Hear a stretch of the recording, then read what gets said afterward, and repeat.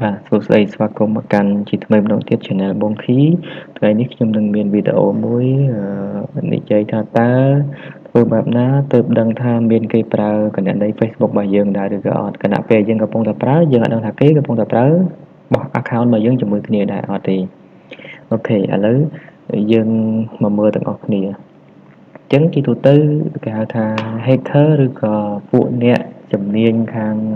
លួចយកគណនី Facebook របស់យើងយកទៅប្រើយើងអាចគេយកទៅឆាតយកទៅ comment ឬក៏ធ្វើអីផ្សេងទៀតលក្ខណៈជាគេហៅថាបទល្មើសផ្សេងយើងអត់ចាប់អារម្មណ៍ទេចឹងជិះវៀងគណនីរបស់យើងមានបញ្ហាឬក៏គេលួចយើងអាចត្រូវដឹងថាតើរបស់យើងមានគេប្រើឬក៏អត់អូខេខ្ញុំសូមបង្ហាញបន្តិចនៅក្នុងaccount Facebook ហ្នឹងឥឡូវខ្ញុំបើកនៅក្នុងកុំព្យូទ័រប៉ុន្តែ preview ដូចជាទូរស័ព្ទយ៉ាងទូរស័ព្ទរបស់យើងគឺវាបង្ហាញចេះអានៅរបាខាងលើភាគច្រើនដូចជាពពួក Android sorry ពពួកណាពពួក Android អត់ដូចពពួក iOS ពួក iPhone ណាពួក iPhone ដាក់ខាងលើនៅខាងក្រោមនេះវិញតែបើពពួក Android smartphone ដូច Samsung Apple Vivo នៅខាងលើនេះ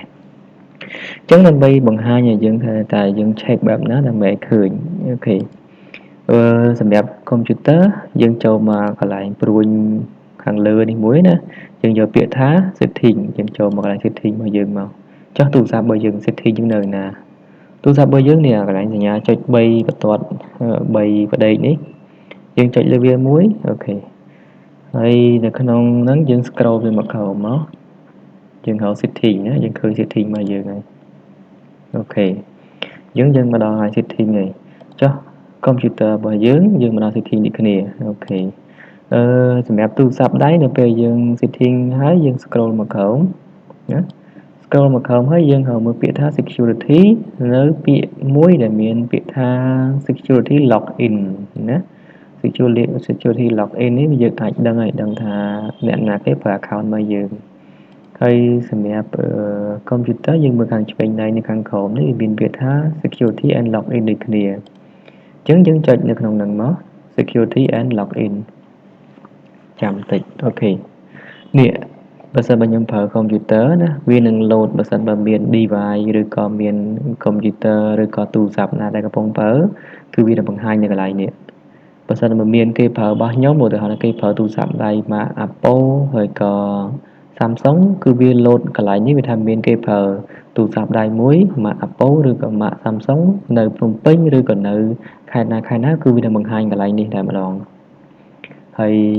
សម្រាប់កុំព្យូទ័រគឺវាបង្ហាញជាដូចគ្នាណាមិនន័យថាខ្ញុំប្រើបានតែមួយទេបើសិនបើមានគេប្រើដូចគ្នា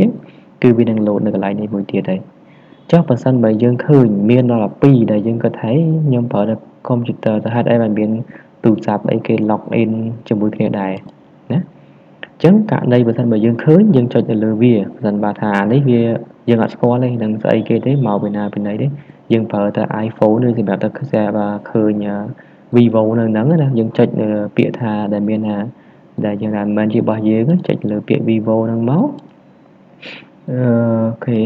នេះអត់ដើរអញ្ចឹងចុះនេះដើរអត់អូខេអត់ដើរដូចគ្នាអញ្ចឹងអត់អីទេព្រោះដោយសារតែយើងអត់មានអីប្រើច្រើនបើសិនបើមានករណីមានដល់2គណនីដល់2ដែលគេកំពុងតែប្រើដូចយើង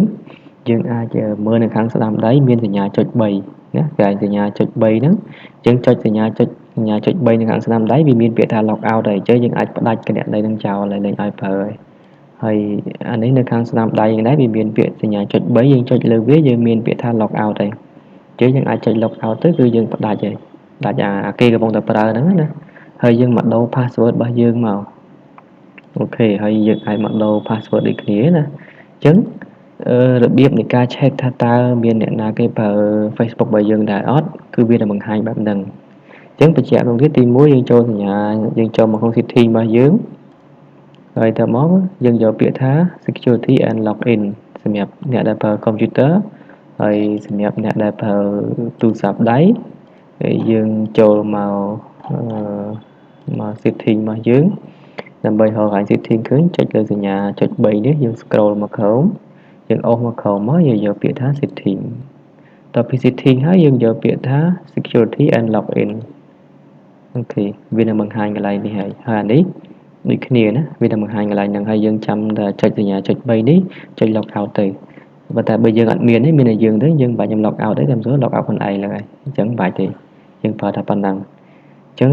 អរគុណសម្រាប់ការតាមដានទស្សនាវីដេអូនេះវីដេអូរបៀបបង្កើត check មើលតើអ្នកណាប្រើ account របស់យើងដែរឬក៏អត់អញ្ចឹងណាអរគុណចំពោះការតាមដានវីដេអូនេះ